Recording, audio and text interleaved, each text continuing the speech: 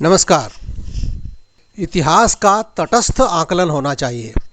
केवल विजेता होना महानता नहीं है, वरन मानवीय सद्गुण ही महानता की कसौटी हो सकते हैं।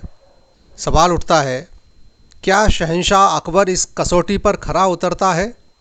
इस सवाल को उठाते हुए कई वीडियो हमने पूर्व में भी बनाए हैं। आइए आज इसी परिप्रेक्ष्य में अहमदनगर की सुल्ताना चांद बीबी की गाथा पर एक नज़र डालते हैं।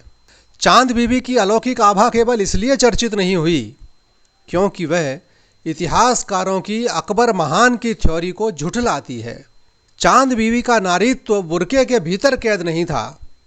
चांद बीबी हमारे सामने एक वीरांगना के रूप में उभर कर आती है। उसके अधिकारों का अपहरण उसे अबला समझकर किया जाए, यह उसे सह्य नहीं था, भले ही फिर वह घृणित कार्य करने वाला सर्वजेता अकबर ही क्यों न हो। अकबर की सत्ता उन दिनों परवान पर थी। चारों ओर उसकी विजय दुंदुभी बज रही थी। उत्तर भारत में अपना जीत का झंडा बुलंद करने के बाद उसने दक्षिण का रुख किया। 1595 के आसपास उसने दक्षिण के सुल्तानों के पास अपनी अधीनता स्वीकार करने के पैगाम भेजे।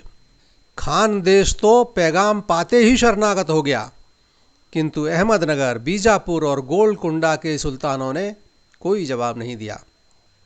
आपको सुनकर हैरत हो रही होगी।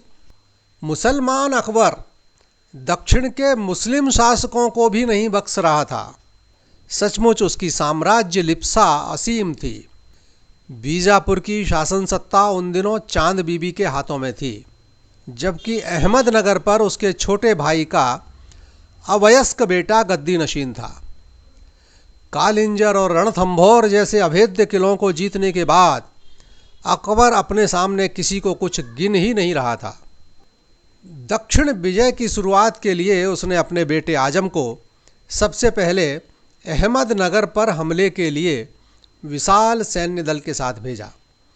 खान देश की शरणागति के बाद उसने शायद सोचा था कि अहमदनगर का बालक सुल्तान तो भपके में ही आ जाएगा और सेना के पहुंचते ही घुटने टेक देगा, लेकिन ऐसा हुआ नहीं। अपने भतीजे की ढाल बनकर सामने आ गई बीजापुर की चांद बीबी। चांद बीबी स्वयं अपनी सेना का नेतृत्व कर रही थी। उसकी लपलपाती तलवार विरोधी सैनिकों के लिए साक्षात मौत का पैगाम बन चुकी थी। मुराद को सपने में भी गुमान नहीं था कि उसे ऐसी आफत से दो चार होना पड़ेगा। शहंशाह अकबर की सेना का मुकाबला करने एक औरत न केवल आएगी, बल्कि उसके ताकत के सामने शहंशाह की सेना बौनी प्रतीत होगी। मुराद को अंततः अहमदनगर जीतने का ख्वाब छोड़ना पड़ा और वह हिम्मत हारकर संधि की पेशकश करने को विवश हुआ। इज्जत बचाने के लिए उसने समझौते की पेशकश की और केवल बरार का सूबा मांगा। इतने बड़े फौज फाटे के साथ आए थे अहमदनगर को जीतने, लेकिन नाक बचाना भारी हो गया। भागते भूत की लंगोटी भली, बेआबरू होकर बिना कुछ लिए वापस होने से अच्छा है कुछ तो मिल जाए। यह भी तब संभव हुआ जब कूटनीति से चांद बीबी के कुछ सरदार गुपचुप खरीद लिए गए। मुराद चांद बीबी से परास्त होकर अपना सा मुंह ले वापस लौटा। इस अपमानजनक पराजय के कुछ समय उपरांत ही मुराद की मौत भी हो गई। अकबर के तन बदन में आग लग गई। उसने मुराद की मौत का जिम्मेदार उस युद्ध को ही माना। इसलिए अब उसने मोर्चा खुद संभाला और बुरहानपुर जीतने के बाद अहमदनगर का किला भी घेर लिया गया। बुरहानपुर उसने छल छद्म से कैसे जीता था, उसका वर्णन हम पूर्व में कर ही चुके हैं। उस कथानक की लिंक आप वीडियो के अंत में भी देख सकते हैं और नीचे डिस्क्रिप्शन में भी। जो रणनीति उसने बुरहानपुर में अपनाई थी, उसी का प्रयोग उसने अहमदनगर में भी किया। अहमदनगर के सरदारों को खरीद लिया गया, उन्हें सोने से मढ़ दिया गया।